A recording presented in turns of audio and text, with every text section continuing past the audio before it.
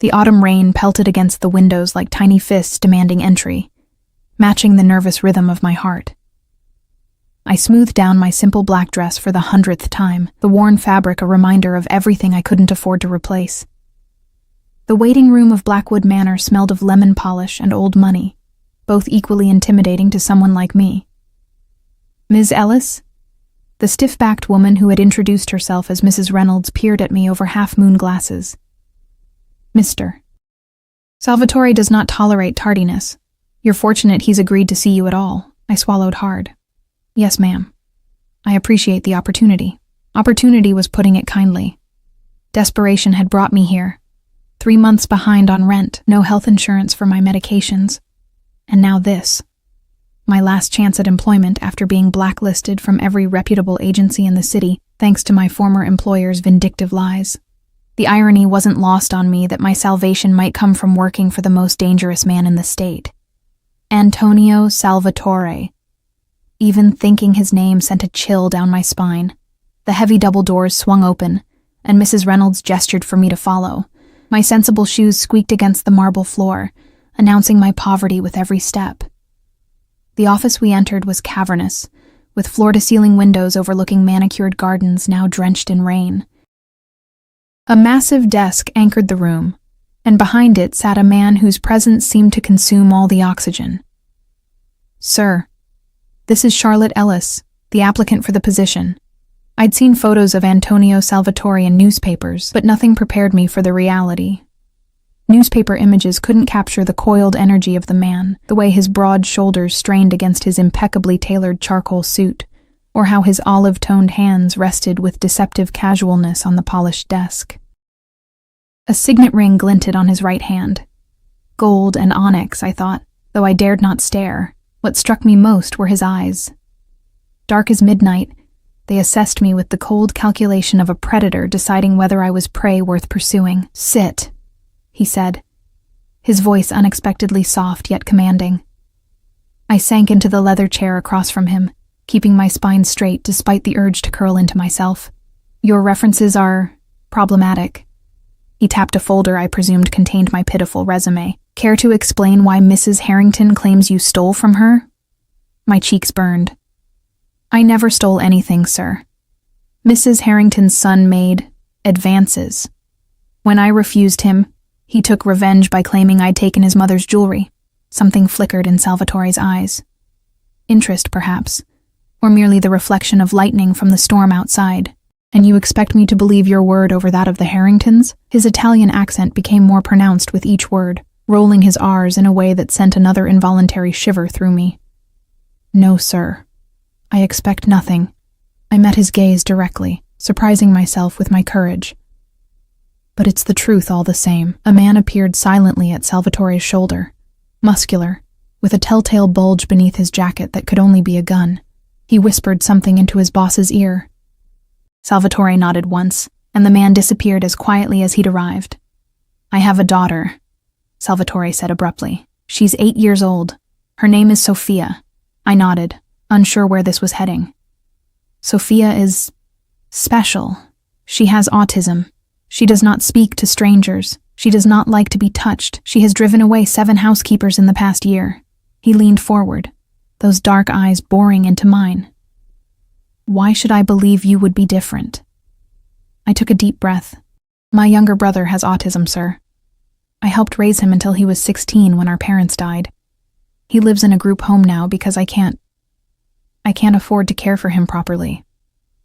My voice cracked despite my best efforts. "I understand the challenges, and I know that every person with autism is different. But I've learned patience and how to create a structured environment. I know how to respect boundaries and recognize patterns." Something changed in his posture, an almost imperceptible relaxation. "Show me your hands." The request was so unexpected that I complied without thinking, extending my hands palm up across the desk. His fingers brushed mine as he turned my hands over, examining them. His touch was warm, unexpectedly gentle, sending an electric current up my arms. "No rings, no long nails, no polish," he noted. "Sophia dislikes these things. They distract her." He released me, and I quickly withdrew, tucking my hands beneath the desk to hide their trembling.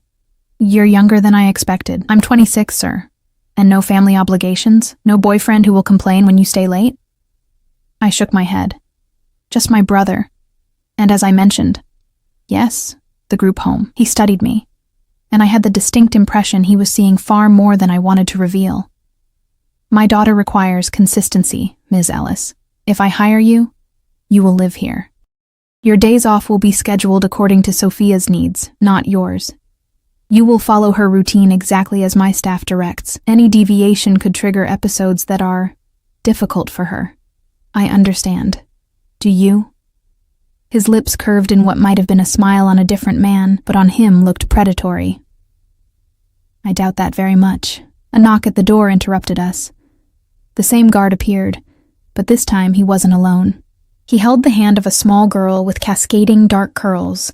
Her eyes, so like her father's, focused intently on the floor. She wore a pristine white dress with matching tights, but one shoe was missing. She rocked slightly on her feet, a self-soothing motion I recognized immediately. Sir, I apologize, but Miss Sophia insisted on seeing you. She's become agitated. Salvatore's entire demeanor transformed in an instant. The hardness melted away as he rose and moved toward his daughter. It's all right, Marco. Thank you. He crouched before the girl, careful not to touch her. Sophia, tesoro mio, what's wrong? The child didn't respond verbally, but her free hand fluttered in a pattern I recognized as distress. Without thinking, I slipped from my chair and knelt on the floor, keeping a respectful distance. I noticed a small tear in the girl's tights, just below the knee. Her tights are torn, I said softly, and she's missing a shoe. Salvatore's head snapped toward me, surprise evident in his expression. That might be upsetting her, I continued. The asymmetry and the unexpected sensation. I reached into my purse and pulled out a small sewing kit, a habit from caring for my brother, who couldn't tolerate tears in his clothing. May I? After a moment's hesitation, Salvatore nodded. I moved slowly, telegraphing my movements. Hello, Sophia. I'm Charlotte. I see your tights have a small tear. That must feel strange and uncomfortable. Would it be okay if I fix them for you? I won't touch your skin, just the fabric. The girl didn't look at me, but she stopped rocking. I took that as permission, and with swift, practiced movements, made a nearly invisible repair to the tights. There, all better. Now shall we find your other shoe? Sometimes things hide from us, don't they? My brother's shoes used to play hide and seek all the time. For the first time, Sophia's eyes flickered toward me, though not quite meeting my gaze. Her hand stopped its agitated fluttering. Marco, Salvatore said quietly. Check her bedroom and the hallway for the missing shoe. Sir, we've already... Check again. While Marco disappeared, I remained kneeling, not speaking, but humming very softly, a technique that had often calmed my brother during moments of stress.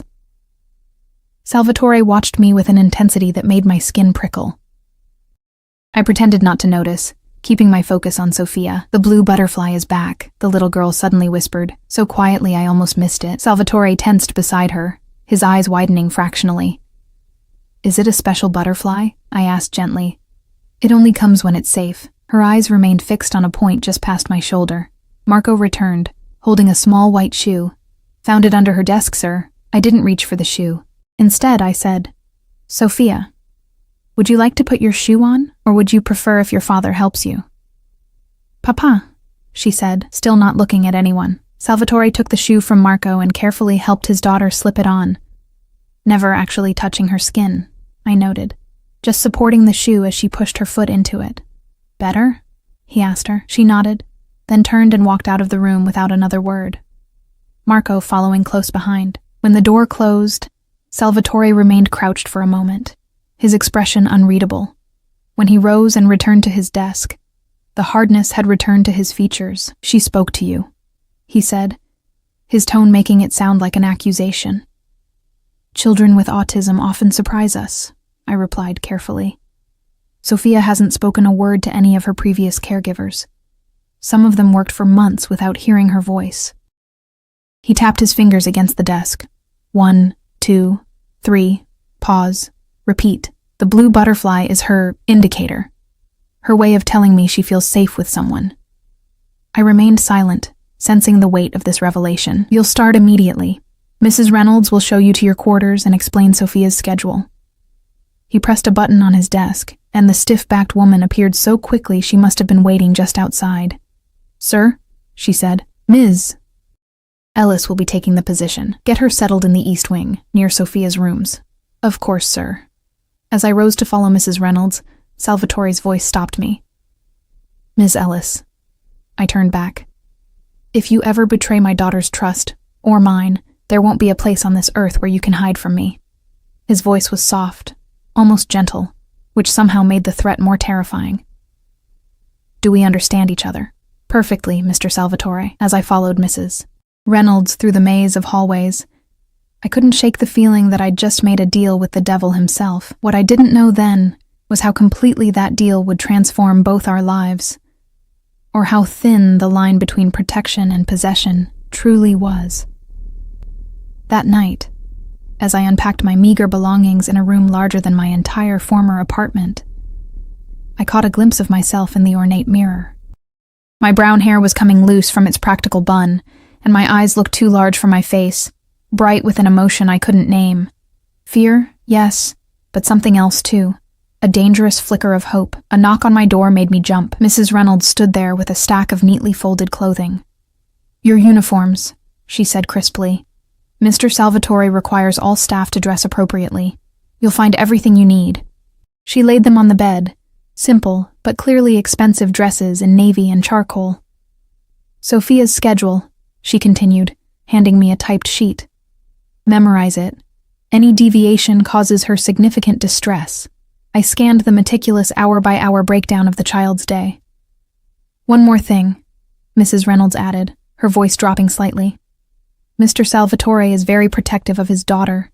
The last housekeeper who upset Sophia, well, she disappeared rather suddenly." With that parting warning, she left me alone with my thoughts, and the rain still beating against windows that suddenly felt like the bars of a gilded cage. The first week at Blackwood Manor passed in a blur of routines and unspoken rules. Sophia's schedule was a sacred text, followed with religious precision. Breakfast at 7:15 a.m. Never 7:14, never 7:16. Strawberry yogurt on Mondays and Wednesdays. Oatmeal with exactly 6 blueberries on Tuesdays and Thursdays, and cinnamon toast cut into perfect triangles on Fridays. Weekends were for pancakes, shaped like butterflies, with the syrup in a separate dish, never touching the pancakes until Sophia was ready. I learned quickly that Sophia's world operated on patterns invisible to most, but devastating when disrupted. My own schedule revolved entirely around hers. Awake by 6 a.m. to prepare her day, asleep long after she'd gone to bed at precisely 8:30 p.m., once I'd laid out her clothing for tomorrow and checked her room for any changes that might upset her. What surprised me most was how rarely I saw Antonio Salvatore. He was a ghost in his own home, appearing without warning and vanishing just as suddenly. When he did materialize, everyone's demeanor changed, backs straightened, voices lowered, eyes averted. Even Mrs. Reynolds, with her perpetual disapproval, softened in his presence, her clipped tones turning almost deferential. I caught glimpses of him in the hallways, always surrounded by men in dark suits with watchful eyes. Sometimes I'd spot him in Sophia's doorway late at night, just watching her sleep, his expression unreadable in the shadows. He never acknowledged me during these moments, but I felt his gaze following me long after he'd disappeared. On the 8th day, as I was helping Sophia with her morning routine, she suddenly said, "Papa has meetings on Tuesdays."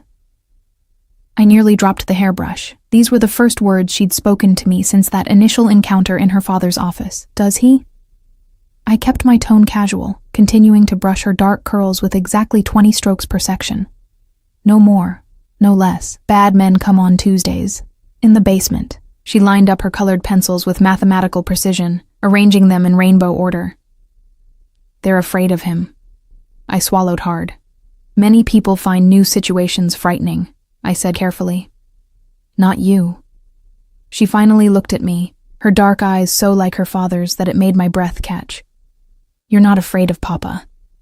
Before I could formulate a response to this startling observation, Mrs. Reynolds appeared at the doorway. "Ms. Ellis, Mr. Salvatore wishes to speak with you in his study." Immediately. My stomach clenched. Had I violated some unwritten rule? Disrupted some crucial pattern? "I'll be right back, Sophia," I promised, setting down the hairbrush exactly where she preferred it. The little girl didn't acknowledge my departure, already absorbed in her meticulous drawing. I followed Mrs. Reynolds through the labyrinthine hallways, my mind racing through every interaction of the past week, searching for mistakes. We stopped before those same imposing double doors I'd first entered over a week ago. "Enter," came Salvatore's voice before Mrs. Reynolds could even knock. She opened the door for me but didn't follow me in. The heavy wood closed behind me with the finality of a tomb. Antonio Salvatore stood with his back to me, gazing out at the garden where autumn was painting the trees in fiery colors. His suit today was deep blue, almost black, tailored to emphasize the breadth of his shoulders. A glass of amber liquid rested in his hand. "You've made quite an impression on my daughter, Ms. Ellis." I clasped my hands to stop them from trembling. "I hope a positive one, sir." He turned then, and I was struck again by the intensity of his gaze. There was something different about him today. A tension in the set of his jaw, a tightness around his eyes. Sophia showed me this. He picked up a piece of paper from his desk and held it out to me. I stepped forward to take it, careful not to let our fingers brush. It was one of Sophia's drawings, a blue butterfly hovering beside a figure with brown hair pulled back in a bun. Me, unmistakably. "She's very talented," I said softly. "She's never drawn anyone outside our family before." He moved toward me, and I caught a whiff of his cologne, something expensive and subtle with notes of cedar and spice. "Tell me, Ms. Ellis, what exactly are your intentions here?" The question caught me off guard. "I don't understand." "Don't you?" He circled me slowly, like a predator assessing its prey. A young woman with a problematic past suddenly becomes indispensable to the daughter of a man like me. Some might see opportunity in such a situation. Heat flooded my face. "I would never use a child that way," I said, unable to keep the edge from my voice, especially not one as special as Sophia. He stopped directly in front of me, close enough that I had to tilt my head back to maintain eye contact. "Then why are you here, Charlotte Ellis? A woman educated at Princeton doesn't typically seek employment as a housekeeper." My blood ran cold. My education wasn't on my resume. I deliberately omitted it, knowing it would raise questions I preferred not to answer. "You've been investigating me." A slight curl of his lips, not quite a smile. "I investigate everyone who comes near my daughter." "Then you know why I'm here." I lifted my chin. "My brother's care is expensive. My student loans are crushing. And thanks to the Harringtons, my degree is worthless in any field that requires a background check. So it's purely financial?" He took a sip of his drink, his eyes never leaving mine. "No," I admitted. "I genuinely care about Sophia. She reminds me of Jason, my brother, at that age. Brilliant, perceptive, trapped in a world that doesn't understand how she experiences it." Something shifted in his expression, a softening so subtle I might have imagined it. "You speak of her autism as if it were a gift, rather than an affliction." "Isn't it both?" I countered. "Like many gifts, it comes with a price, but that doesn't diminish its value." He studied me for a long moment, then abruptly changed course. "Tomorrow is Sophia's piano lesson. It's typically challenging. I noticed it on her schedule. Is there something specific I should know?" "Her teacher, Ms. Abernathy, doesn't fully appreciate Sophia's needs. She insists on techniques that Sophia finds distressing." His jaw tightened. "Unfortunately, she's the only qualified teacher willing to come to the house, given my reputation." I understood the unspoken request. "I'll be there for the entire lesson. If Ms. Abernathy's methods become too overwhelming for Sophia, I'll intervene." He nodded once. "Good." Then, without warning, "Have dinner with me tonight." It wasn't a question. "Sir?" "Sophia goes to bed at 8:30. Join me for dinner at 9. There are matters regarding my daughter's care we need to discuss." Before I could respond, a sharp knock came at the door. Marco entered, his face grim. "Sir, there's a situation that requires your immediate attention." Salvatore's expression hardened instantly. "We'll continue this conversation at dinner, Ms. Ellis. 9 o'clock. I recognized the dismissal and turned to leave, but his voice stopped me at the door. "Wear the blue dress in your closet." I glanced back, startled. "It matches your eyes." he added, almost as an afterthought. The door closed behind me, leaving me breathless and confused in the hallway. How did he know the contents of my closet? And more disturbingly, why had my heart accelerated at the command in his voice? The piano lesson the next day was every bit the disaster Salvatore had suggested. Ms. Abernathy, a pinch-faced woman with bony hands and impatience radiating from every pore, clearly viewed Sophia's autism as an inconvenience rather than a neurological difference. No, no, no. She slapped the piano bench beside Sophia, causing the girl to flinch. You must curve your fingers properly. Sophia's hands began to flutter in that now familiar pattern of distress. I stepped forward from my position near the window. Perhaps Sophia could try a different approach, I suggested. Sometimes alternative techniques. I've been teaching piano for 30 years, young woman. Ms. Abernathy cut me off with a glare. I hardly need advice from a housekeeper. I bit back a sharp retort. Of course. I simply noticed that Sophia seems uncomfortable with... Discomfort is part of learning. She turned back to Sophia, whose rocking had intensified. Now, again from the beginning. When Ms. Abernathy reached to reposition Sophia's hands, the little girl let out a heart-wrenching whimper. Something protective and fierce ignited in my chest. That's enough for today, I said firmly, moving between them. I beg your pardon. Mr. Salvatore pays for a full hour and we've barely begun. Mr. Salvatore pays for Sophia to learn piano, not to be traumatized by it. I kept my voice level but unyielding. The lesson is over. Ms. Abernathy's face flushed an ugly red. I will be speaking to Mr. Salvatore about this insolence. I'm counting on it. I turned my back on her and crouched beside Sophia, whose eyes were squeezed shut. It's all right now, Sophia. The music is taking a break. Would you like to go to your quiet room? She nodded, almost imperceptibly. I heard Ms. Abernathy gathering her things with aggressive movements, but I kept my attention focused entirely on Sophia. I never! The piano teacher huffed as she stormed out. Once she was gone, Sophia's eyes opened. She looked directly at me, a rare occurrence that made my heart swell. The butterfly stays, she whispered. I smiled gently. Yes, the butterfly stays. The blue dress hung in my closet like a question. I'd never seen it before today, yet there it was. Silk the color of a summer sky, simple yet elegant. It had appeared while I was helping Sophia with her afternoon routine, along with a note in masculine handwriting. I look forward to our dinner. A.S. I stared at myself in the mirror, hardly recognizing the woman who looked back. The dress fit perfectly, suspiciously so, as if it had been made for me. My brown hair, freed from its practical bun, fell in soft waves past my shoulders. I wore no jewelry. I owned none, but somehow the absence made the look more striking. At precisely 9 o'clock, a knock came at my door. I expected Mrs. Reynolds, but instead found Marco waiting in the hallway. Mr. Salvatore is ready for you, Ms. Ellis. He led me not to the formal dining room where the staff took their meals, but to a smaller, more intimate setting I hadn't seen before. A solarium, glass-walled and filled with exotic plants, overlooked the moonlit gardens. A single table was set for two, candlelight casting golden shadows, and there stood Antonio Salvatore, without his usual entourage of watchful guards. He wore a black shirt open at the collar, no tie, with the sleeves rolled up to reveal strong forearms, less formal than I'd ever seen him, yet no less intimidating. His eyes traveled slowly from my face to the hem of the dress and back again, his expression unreadable. You look beautiful, Charlotte. My first name in his mouth sounded like a different word entirely, rich with meaning I couldn't, or wouldn't, decipher. Thank you for the dress, I said, my voice steadier than I felt, though I'm curious how you knew my size. A ghost of a smile.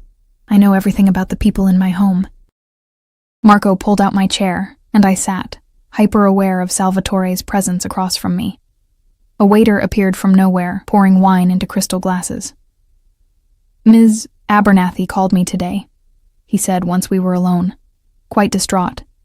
I tensed. I'm sorry if I overstepped. Don't apologize. He cut me off with a wave of his hand. I've terminated her services. I blinked in surprise. You fired her? No one upsets my daughter, His tone left no room for discussion. Besides, you were right. Sophia should learn in a way that accommodates her uniqueness, not despite it. The dinner conversation flowed more easily than I expected. Antonio, he'd insisted I use his first name, at least in private, possessed a surprising knowledge of autism spectrum disorders. He spoke of therapies he'd researched, specialists he'd consulted, and his frustration with a world that refused to adapt to his daughter's needs. I can build empires and break men with a phone call, he said, swirling the ruby wine in his glass, but I cannot make the world kinder to my Sophia. In those moments, the dangerous mafia boss receded, revealing a father desperate to protect his child. It was disarmingly human, this vulnerability he showed only when speaking of Sophia, what happened to her mother. The question slipped out before I could stop it, wine and candlelight loosening my tongue. His face shuddered instantly. That is not a subject we discuss. I apologize, I said quickly. I shouldn't have. No, you shouldn't have. His voice had lost its warmth. Some doors, once opened, cannot be closed again, Charlotte. The sudden chill between us remained through the rest of the meal, though he maintained impeccable courtesy. When we finished, he escorted me back to my room in silence, stopping outside my door. You did well today with Sophia, he said finally. I won't forget it. Before I could respond, he took my hand and brought it to his lips, pressing a kiss against my knuckles. The gesture was old-world, formal, yet the heat of his mouth against my skin sent electricity racing up my arm. Good night, Charlotte. He was gone before I could catch my breath, leaving me standing outside my door with my heart hammering against my ribs and the ghost of his touch lingering on my skin. Weeks passed, falling into patterns as structured as Sophia's daily schedule. I grew to love the little girl with her brilliant mind and unique view of the world. We developed our own language of gestures and half-spoken thoughts. She began to seek me out, showing me her drawings, her collections of feathers and smooth stones, the treasures of her orderly universe. Antonio remained an enigma, appearing and disappearing like a storm front. Sometimes days would pass when I'd see him only from a distance, surrounded by his men, his face hard as granite. Other times, he would materialize in Sophia's room while I read her bedtime stories, listening from the shadows with an expression I couldn't decipher. Occasionally, he would invite me to dine with him after Sophia was asleep, and we would talk late into the night about his daughter, about books, about everything except who he really was and what happened behind those basement doors on Tuesdays. I began to dread Tuesdays, not for myself, but for the darkness they brought to Antonio's eyes. He was always different afterward, colder, more distant, as if he needed to rebuild the walls between the man who cared for his daughter and the man who made other men afraid. You shouldn't look at me that way, he told me one evening as we sat in his study, the fire casting shadows across his sharp features. What way? I asked, though I knew exactly what he meant. Like you're trying to reconcile two different men. His eyes, nearly black in the firelight, fixed on mine. There are not two Antonios, Charlotte. There is only one. Remember that. Yet I couldn't help but see the contradictions. The tenderness with which he spoke of Sophia contrasted with the cold efficiency I glimpsed when he dealt with his business associates. Or the gentle way he never touched his daughter without permission, versus the casual displays of dominance he exhibited with everyone else, including me. A hand at the small of my back, guiding me through doorways, fingers brushing my arm to emphasize a point, those dark eyes tracking my movements when he thought I wouldn't notice. I told myself I was imagining the latter, that the tension I felt when he was near was simply fear, not something more dangerous, more forbidden. I was his daughter's caretaker, nothing more.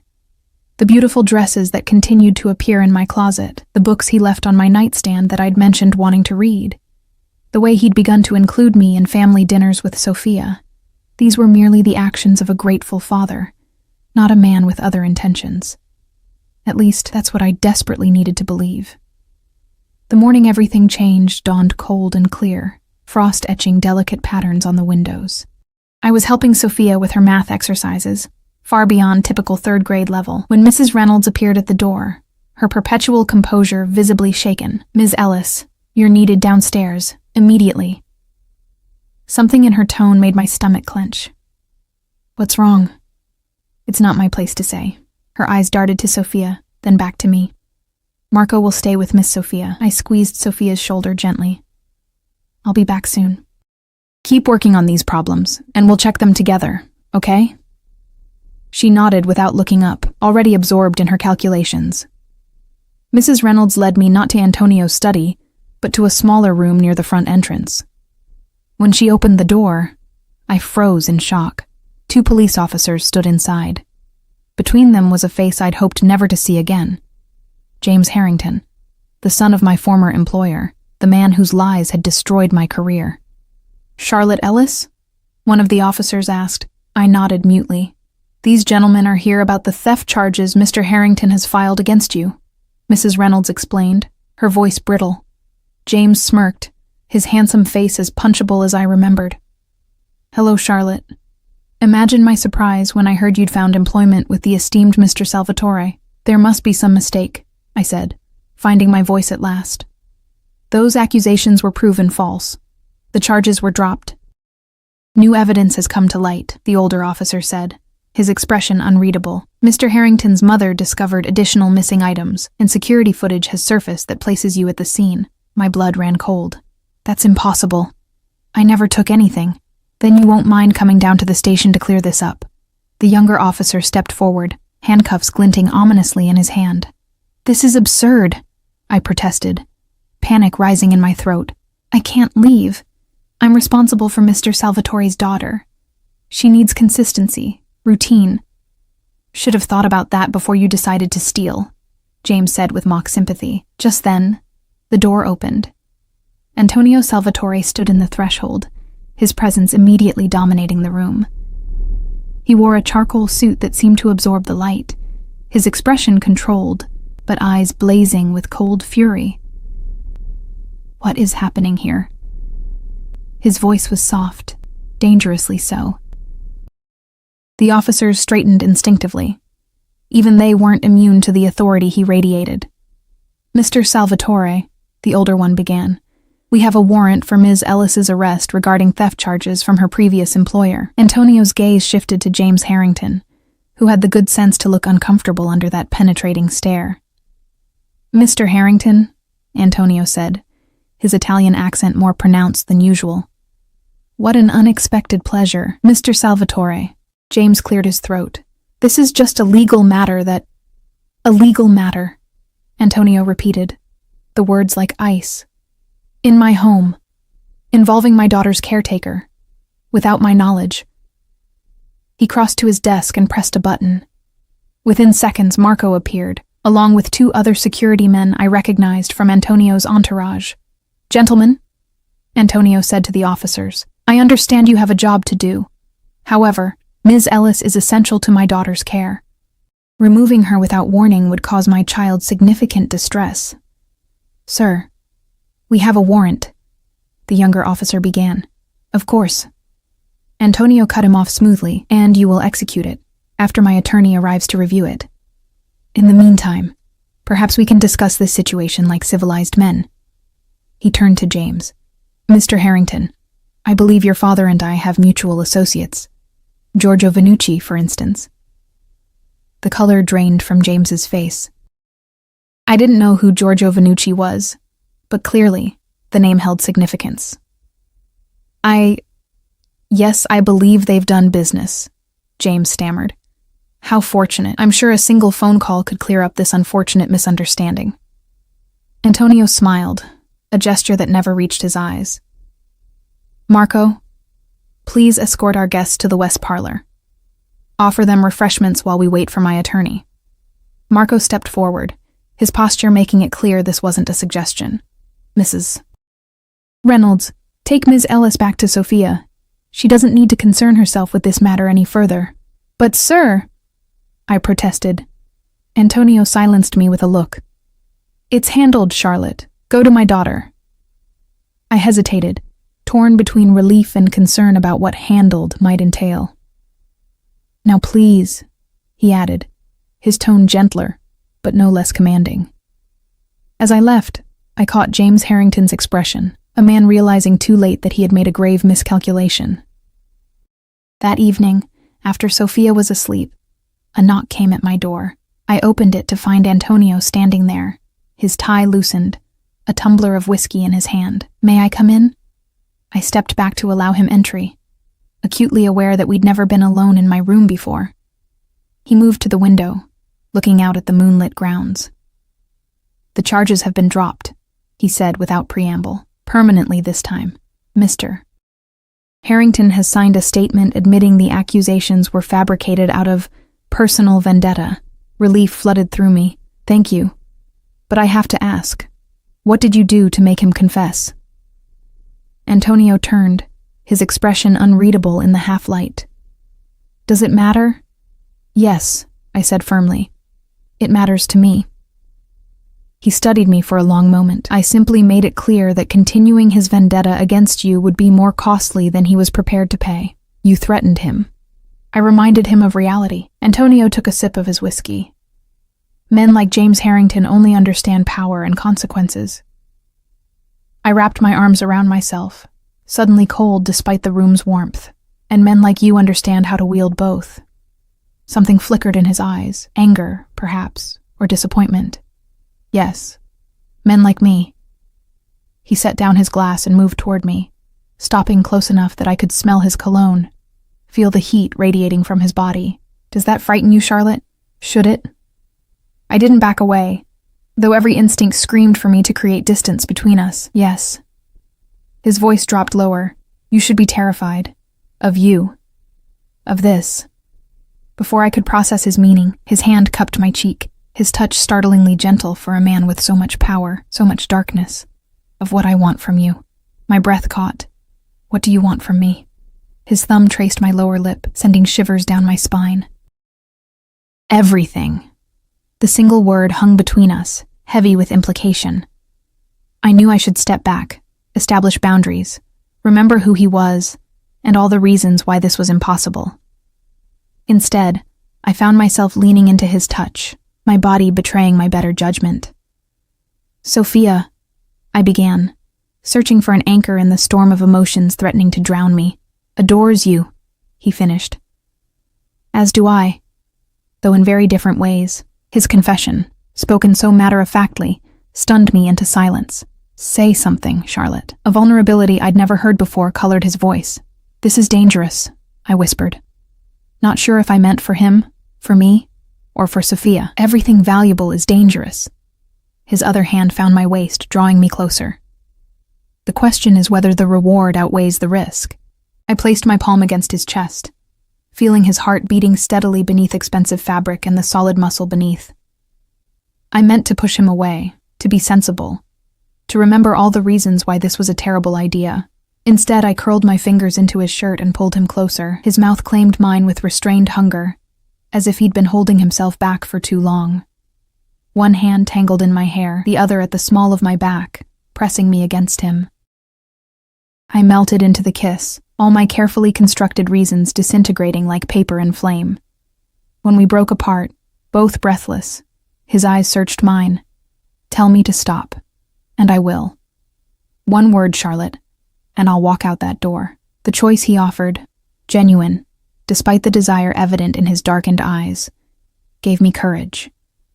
This man, who commanded empires with an iron fist, was giving me power over him, however momentarily. "Stay," I whispered. His smile transformed his face, softening the hard lines, revealing the man beneath the carefully controlled exterior. For a heartbeat, I glimpsed Antonio, separate from Salvatore, the father, not the feared mafia boss. But as he lowered his mouth to mine again, I knew the truth he'd warned me about. There weren't two different men, there was only one, and I was choosing all of him, darkness included. Dawn found us tangled in my sheets, his arm heavy across my waist, my head nestled against his chest where I could hear the steady rhythm of his heart. In sleep, the dangerous edge that always surrounded him had softened, making him look almost peaceful. I traced the lines of a scar that ran along his collarbone, wondering about the story behind it, but knowing better than to ask. His body told tales of violence, scars both old and new, mapping a history I could only imagine. His eyes opened, instantly alert in the way of men accustomed to danger. When he saw me watching him, a slow smile spread across his face. "Good morning," he murmured, his voice rough with sleep. "Good morning." I couldn't help but smile back, despite the uncertainty churning beneath my surface contentment. "We should talk about—" He pressed a finger to my lips. "Later. Right now, I just want to look at you in the morning light." His gaze traveled over me with such intensity that I felt my skin flush. Then his expression changed, becoming more serious. "Sophia will be awake soon," he said, glancing at the clock beside my bed. We shouldn't disrupt her routine. The mention of his daughter brought reality crashing back. What had I done? Complicated an already delicate situation, potentially jeopardizing Sophia's stability and my position in her life. Antonio read my expression with unnerving accuracy. "Second thoughts already?" "Not second thoughts," I said carefully. "Just considerations. Sophia needs consistency, stability. Whatever this is between us, it can't interfere with her care." He nodded, expression somber. "Agreed. Which is why discretion is essential, at least for now." "And what is this, exactly?" I asked, needing definition, parameters, something solid to stand on. Antonio sat up, the sheet pooling around his waist, revealing the muscular torso marked with the evidence of a violent life. He took my hand, his touch unexpectedly tender. "This is me, wanting you. Not just in my bed, but in my life, with Sophia, with me." His eyes held mine, unwavering. "I don't make such decisions lightly, Charlotte." "Nor do I replied softly. "But your life is complicated." A harsh laugh escaped him. "That's a diplomatic way of putting it. I care about Sophia too much to risk becoming a disruption in her life. And your world, the Tuesday meetings, the men with guns, the threats that need handling, that's not a world I belong in." His expression hardened slightly. "Yet here you are. For Sophia," I insisted. "Only for her?" His question hung between us, demanding honesty. I looked away first. "I should get ready. It's almost time for her breakfast." Antonio rose from the bed, gathering his scattered clothing with efficient movements. I watched him transform back into the impeccable, untouchable Mr. Salvatore, armor reassembled piece by piece. At the door, he paused. "This conversation isn't over, Charlotte." It sounded halfway between a promise and a threat. For 2 weeks, we engaged in an elaborate dance. During daylight hours, in front of Sophia and the staff, we maintained our formal employer-employee relationship. At night, he would come to my room, or summon me to his, and we would lose ourselves in each other until dawn threatened to expose our secret. I told myself it was temporary, that eventually I would come to my senses, remember who he was and what he did. But each time he touched me, each time I discovered another facet of the complex man beneath the fearsome reputation, I fell deeper into a maze I wasn't sure I wanted to escape. One evening, as we lay in his massive bed, he traced patterns on my bare shoulder, his expression thoughtful. "Sophia asked me something interesting today," he said. I turned to face him. "Oh?" "She asked if you were going to be her new mother." My breath caught. "What did you tell her?" I asked what she thought about that possibility.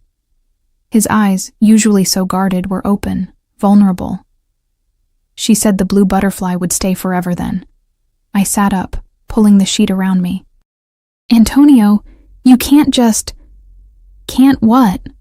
Consider a future where you're more than just my daughter's caretaker? More than just my lover?" "We've barely known each other 3 months, I protested, though time seemed a weak objection compared to the fundamental differences in our worlds. "I knew after 3 days," he said simply, "the way you understood Sophia, saw her as she truly is, the way you stood up to me when everyone else cowers. That's not a basis for whatever you're suggesting." He sat up beside me, taking my face in his hands. "I'm not suggesting anything yet. I'm telling you that my daughter sees what's happening between us, because children, especially children like Sophia, notice everything, and I'm asking you to think about what you want this to be." I leaned into his touch despite myself. "I want what's best for Sophia." "As do I. Always." His thumb stroked my cheek, but perhaps what's best for her is also what's best for us. Before I could respond, a sharp knock came at the bedroom door. Antonio tensed, immediately on alert. No one would dare interrupt him unless it was urgent. "Sir?" Marco's voice tight with barely controlled panic. Antonio was out of bed in an instant, pulling on pants and a robe. "What is it?" "It's Miss Sophia, sir. She's missing." The world seemed to stop. Antonio froze for a heartbeat, then exploded into action, throwing open the door to find Marco standing there, ashen-faced. "What do you mean, missing?" Antonio's voice was deadly quiet.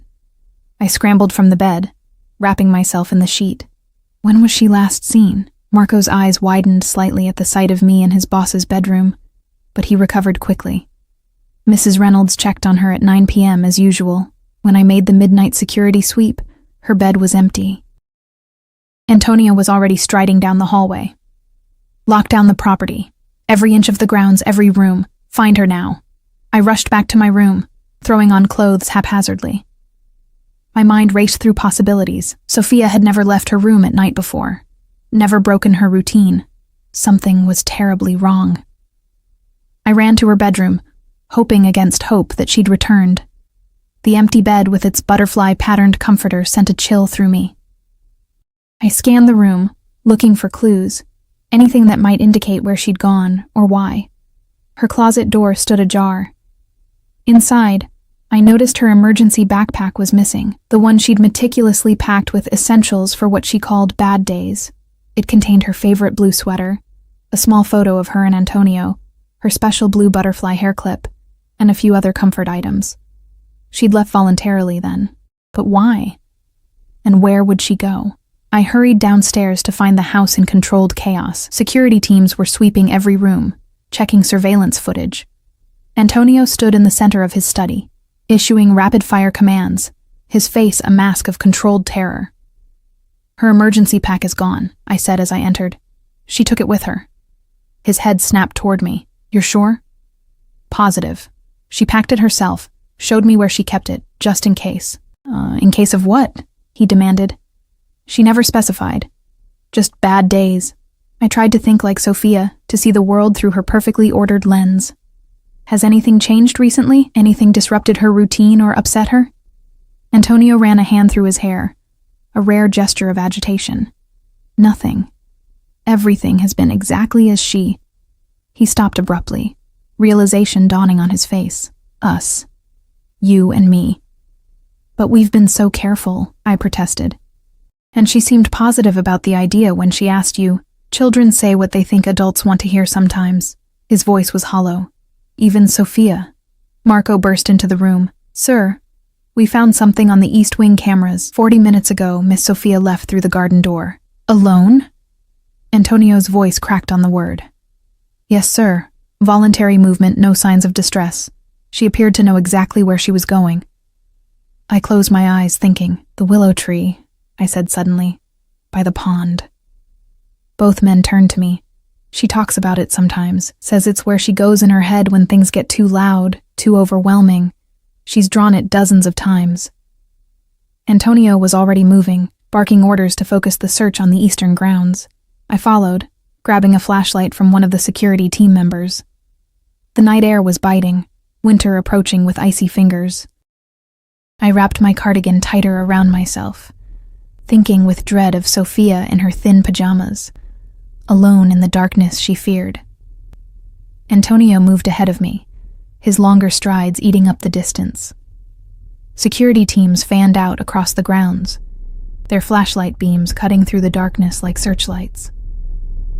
The pond lay at the far edge of the property, surrounded by carefully manicured gardens, now eerily silent in the moonlight. The ancient willow tree stood like a sentinel at the water's edge, its sweeping branches creating a curtained sanctuary. Antonio reached it first, pushing aside the trailing branches. His sudden, sharp intake of breath told me he'd found her before I could see for myself. Sophia sat curled against the massive trunk, her knees drawn to her chest, the emergency backpack beside her. She was shivering violently, her lips tinged blue from the cold. "Sophia," Antonio breathed, relief and fear mingling in his voice. He crouched before her, careful not to touch her without permission. "Tesoro, are you hurt?" She shook her head, not looking at him. "The butterfly is confused," she whispered. I knelt beside Antonio, my heart breaking at the sight of her distress. "Sophia, we were so worried. Why did you come out here alone?" Her dark eyes, so like her father's, finally lifted to mine.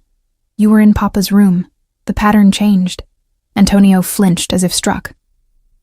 "The butterfly doesn't know where to go now," she continued, her voice small and lost. "If you're in Papa's room, where does Sophia go?" I understood then. In her ordered world, every person had their place. Her father in his room, me in mine, her in hers. Our nighttime rendezvous had disrupted the pattern she relied on to make sense of her world. "Oh, sweetheart," I said gently. "Your place is always with us, no matter where we are. You are the most important person to both of us." Antonio reached slowly toward his daughter. "May I carry you inside, Sophia? You're very cold." She hesitated, then gave a tiny nod. He gathered her into his arms with infinite tenderness, tucking her against his chest. As he stood, Sophia suddenly reached one hand toward me. "Charlotte, too," she said. "Both." I took her cold little hand in mine, and together we walked back toward the house, a fragile new pattern forming with each step. Everything changed after that night. The careful separation we'd maintained, Antonio and I, crumbled in the face of Sophia's distress. Children, particularly those on the spectrum, need honesty, consistency, and clear patterns. Our attempt at secrecy had only created confusion and fear. The morning after we found Sophia beneath the willow tree, Antonio called a family meeting. His term, not mine, though it made my heart flutter traitorously. We sat in the sunroom, morning light streaming through the windows, illuminating dust motes that danced like tiny stars. "Sophia," Antonio began, his voice gentler than I'd ever heard it. "I need to explain something important about Charlotte and me." The little girl sat perfectly straight in her chair, hands folded in her lap, dark eyes moving between her father and me. I noticed she wore the blue butterfly clip in her hair, a good sign. "Charlotte is special to me," Antonio continued, "in a different way than you are special to me. You are my daughter, my heart. Nothing will ever change that." "And Charlotte?" Sophia asked, her voice small but steady. Antonio glanced at me, a question in his eyes. I nodded slightly, giving him permission to continue. "Charlotte is someone I care for very deeply, someone who makes me happy, someone who understands both of us." He leaned forward, careful to maintain the distance Sophia preferred. "Sometimes she will spend time with me in my room. Sometimes we will spend time in her room, but you will always know where we are. And you can always find us if you need us." Sophia considered this, her brilliant mind processing the new information. "Like a new pattern," she said finally. "Yes, exactly like a new pattern. One that includes all three of us." She turned to me then. "Will you still read me stories? Every night," I promised. "That won't change." "And brush my hair 20 strokes each section?" "Exactly 20, I assured her with a smile. She seemed satisfied, but then frowned slightly. "The men who come on Tuesdays, they won't hurt Charlotte?" Antonio tensed beside me. I'd never asked directly about his business, maintaining a careful separation between the man I was falling in love with and the dangerous world he inhabited. But Sophia, with her unflinching perception, had brought it into the light. "No one will ever hurt Charlotte," Antonio said, his voice dropping to that quiet register that I'd learned was more dangerous than any shout. "I would never allow it." Sophia nodded, apparently satisfied. "I'm hungry." The abrupt change of subject was so typical of her that I couldn't help but laugh, tension draining from the room. "Pancakes?" I suggested. "It's Saturday." "Butterfly shapes," she confirmed, sliding from her chair, "with the syrup separate." As she walked toward the kitchen, Antonio caught my hand, pulling me close. "Thank you," he murmured against my hair. "For what?" "For understanding her, for understanding me." His arms tightened around me, "for being willing to try this unconventional family arrangement."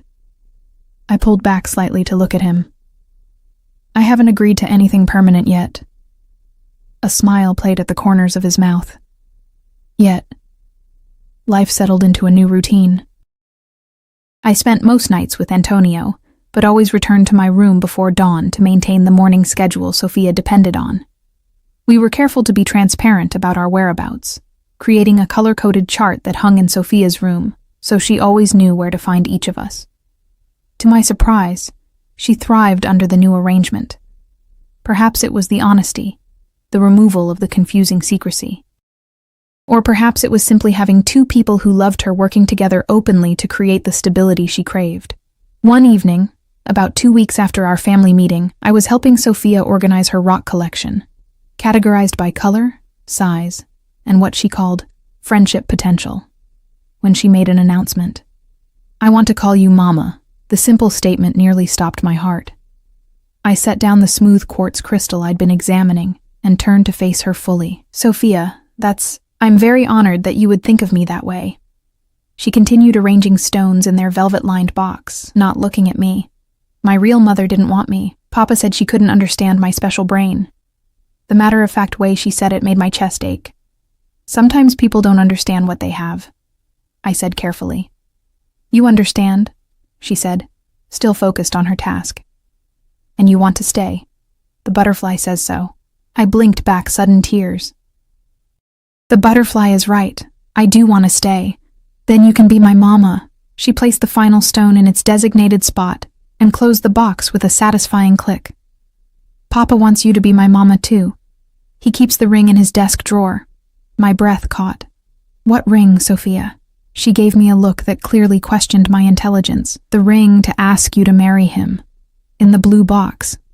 Top right drawer, behind the picture of me." Before I could process this bombshell, delivered with such casual certainty, Antonio appeared in the doorway. He took in my shocked expression and Sophia's satisfied smile, and raised an eyebrow. "Everything okay in here?" "Sophia just told me about a ring," I said, watching his face carefully. A rare flash of genuine surprise crossed his features, followed by something like resignation. His eyes moved to his daughter. "Have you been in my desk, Sophia?" "No," she said truthfully. "Marco was looking for stamps. He found it. He told Giovanni it was pretty. I heard them." Antonio shook his head, a rueful smile playing at his lips. "Nothing stays secret in this house, it seems." My heart raced as implications cascaded through my mind. Marriage, becoming Sophia's stepmother officially, becoming Mrs. Salvatore, wife to a man whose business I still knew almost nothing about, whose power and danger I could only glimpse. "We'll talk later," Antonio said softly, correctly reading my overwhelmed expression. "Sophia, it's time for your bath." As I rose to help with her evening routine, he caught my arm gently. "Let Mrs. Reynolds handle it tonight. I think you and I need to have a conversation." 20 minutes later, we sat in his study, the same room where we'd first met, where I'd first encountered Sophia. It felt like years ago, rather than months. Antonio leaned against his desk, arms crossed over his chest, watching me with those dark, unreadable eyes. "So," he said finally, "you know about the ring. Apparently everyone knows about the ring except me," I replied, aiming for lightness despite my racing heart. He moved to the desk, opened the drawer Sophia had described, and extracted a small blue velvet box. "This wasn't how I planned to do this." "How did you plan to do it?" A ghost of a smile, with more romance, less ambush. He came to stand before me, but instead of kneeling as I half expected, he simply held out the box. "Look at it, then we'll talk." I took the box with trembling fingers and opened it. Nestled inside was a ring of such understated elegance it took my breath away, a perfect oval sapphire surrounded by a halo of smaller diamonds, set in platinum. "It's beautiful," I whispered. "It reminded me of your eyes." He took the box back, removing the ring. "I'm not asking you to wear it, not yet. But I want you to know my intentions." "Antonio," he held up a hand. "Let me finish. Please." He set the ring on the desk beside him. "I know what I am, Charlotte. I have no illusions about the world I inhabit or the things I've done. But I also know what I feel for you, what I feel when I see you with my daughter, when I wake up with you beside me, when you challenge me in ways no one else would dare. I remained silent, afraid that if I spoke, I would break the spell of his rare vulnerability. I want you in my life, permanently, as Sophia's mother, as my wife. But I understand that accepting that means accepting everything, including parts of my life I've kept separate from you. There it was. The elephant in the room, the subject we'd carefully danced around for months. The Tuesday meetings, I said softly. He nodded. Among other things. Tell me. His eyes searched mine. Once I tell you, there's no going back. No plausible deniability. If you're asking me to consider spending my life with you, raising Sophia with you, I need to know exactly what that life entails. I straightened my spine, bracing myself. No more compartmentalization, Antonio. All of you or none of you. Something like respect flashed in his eyes. He moved to the bar cart in the corner, poured 2 glasses of whiskey, and handed one to me before taking a seat across from me. My father came to America from Sicily in the 1960s, he began, his voice taking on a cadence I hadn't heard before. More pronounced accent, more rhythm. He had nothing but the clothes on his back and connections to certain families in New York. He built an empire through those connections. Import-export businesses, construction companies, waste management, real estate. All legitimate on paper. I took a sip of whiskey, letting the burn ground me. By the time I was born, he was a wealthy man. Respected, feared. He sent me to the best schools, taught me everything he knew about business. Both kinds. Antonio's eyes never left mine. When he died, I inherited everything, including his position within the organization. The mafia, I said, the word feeling strange on my tongue. We don't use that term, but yes. La Familia. He took a long swallow of whiskey. I've worked hard to legitimize much of the business. The construction companies, the import-export, the real estate. They're clean now, profitable through legal means. But not everything. No, he admitted. Some aspects remain traditional. Protection rackets, drugs, human trafficking. I forced myself to ask the worst questions, needing to know boundaries. His expression hardened. I have lines I don't cross. No trafficking, ever. No dealing with children. The drugs. We control territory, take a percentage from those who operate within it. But we don't handle product directly. And the protection? Insurance, he corrected with a slight smile. Businesses pay. We ensure nothing unfortunate happens to them. By threatening them yourself, I said flatly, by protecting them from others who would do worse. He leaned forward. It's complicated, Charlotte. The world isn't black and white. People get hurt, I said, my voice barely above a whisper. Yes. No denial. No justification. Just honesty. People who break the rules, who threaten what's mine, who endanger the family, like James Harrington, I said, remembering the pallor of his face when Antonio mentioned that name, Venucci. James Harrington was a spoiled boy playing at being a man. He needed to learn consequences. Antonio's voice was dismissive. He was never in real danger, just strongly encouraged to reconsider his choices. I took another sip of whiskey, trying to reconcile this world with the man who read bedtime stories to his daughter, who held me with such tenderness, who noticed when I mentioned books I wanted to read. And Sophia's mother? I asked, the question that had burned in me for months. What happened to her? Antonio went very still. For a moment, I thought he wouldn't answer. Francesca was beautiful, ambitious, the daughter of an associate from the old country. His voice was carefully controlled. Our marriage was arranged, beneficial to both families. She wanted the lifestyle, the status. She didn't want a child, especially not one who required special care, who didn't fit her image of perfection. My heart ached for Sophia, for the rejection she'd experienced from the person who should have loved her most. When Sophia was diagnosed with autism, Francesca changed, became cruel. I found bruises on my daughter's arms. Antonio's eyes turned cold, distant. No one hurts my child. No one. A chill ran down my spine. What did you do? I gave her a choice. Leave. Never contact us again. With a generous financial settlement. Or stay and face consequences for harming Sophia. She chose to leave, I said, relieved. Yes. His answer came too quickly. his eyes too flat. "Antonio," I pressed, needing the whole truth. "Is she alive?" The silence stretched between us, heavy with implications. "As far as I know," he said finally. "She's living in Milan, remarried to a fashion designer, no children. The settlement agreement includes regular confirmation of her continued health and happiness, provided she stays far away from Sofia." The calculated precision of the arrangement was both reassuring and terrifying. This was the man I'd fallen in love with, capable of both tender devotion and cold retribution. "Thank you for telling me the truth," I said quietly. "All of it," he confirmed. "No more secrets, Charlotte." I stood, setting down my glass, and moved to the window. Outside, the garden lay dormant under winter's approach, waiting for spring's renewal. Like my own life, poised at a crossroads. "I need time," I said, still facing the window, "to think about all of this, about what it means for me, for my future, for my relationship with Sofia." I heard him rise, felt his presence behind me, not touching, but close enough that I could feel his warmth. "Take all the time you need," he said. "But know this, my feelings won't change. What I want won't change." I turned to face him. "And what is that exactly?" "You. As my wife, as Sofia's mother, as the heart of whatever family we create together."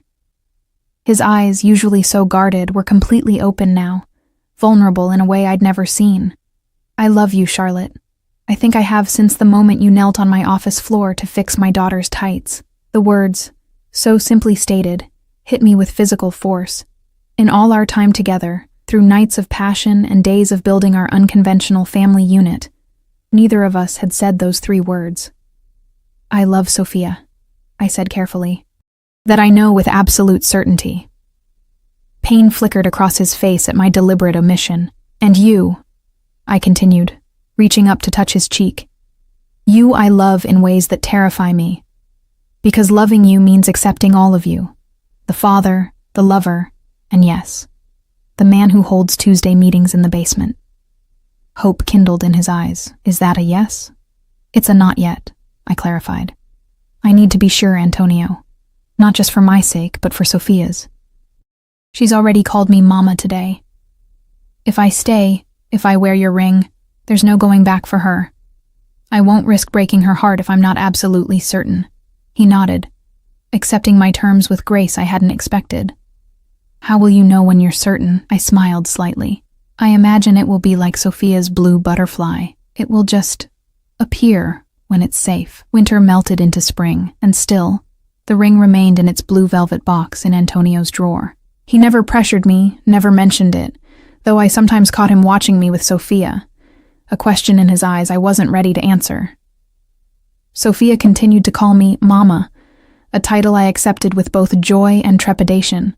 We fell into the rhythm of family life.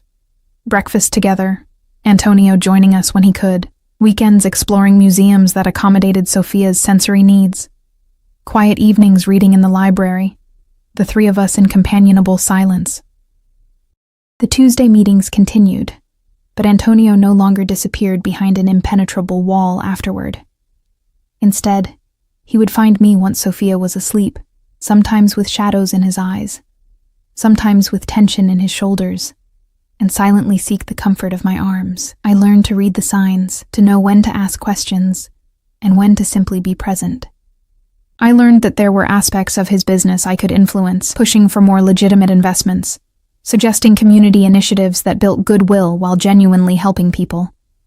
Most importantly, I learned that loving Antonio didn't mean condoning everything he did. It meant accepting the complexity of the man, recognizing the fierce protector alongside the ruthless enforcer, understanding that in his world, the 2 were inseparable. One perfect May morning, Sofia and I were in the garden, planting flowers in the beds outside my window, pansies and forget-me-nots in careful patterns she had designed with mathematical precision. "Blue butterflies like these flowers," she informed me, patting soil around a delicate plant. "Do they?" "How do you know?" I asked, enjoying her rare, talkative mood. "I researched," she said seriously. "For my project." "What project is that, sweetheart?" Instead of answering, she reached into the pocket of her gardening apron, and withdrew something small that caught the sunlight. She held it out to me with solemn ceremony. In her palm lay the sapphire ring from Antonio's desk. My breath caught. "Sophia, where did you get that? Papa said it was time." She continued, holding it out, unwavering. "He said the butterfly knows it's safe now." I looked up to find Antonio standing at the garden's edge, watching us with that intensity that still made my heart race after all these months.